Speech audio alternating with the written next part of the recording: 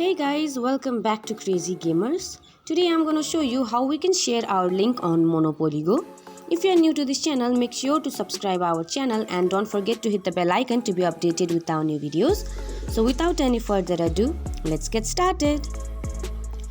First of all, make sure you have downloaded the right application. After that, open it. Next, you will see friends option. You have to click on that and click on invite. Next, also click on invite. Then you have to choose notes.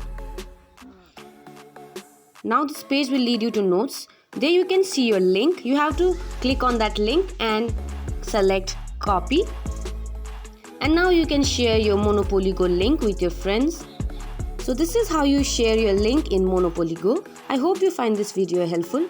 If so, don't forget to give us a big thumbs up and we'll see you in next video. Till then, have a good day. Bye bye.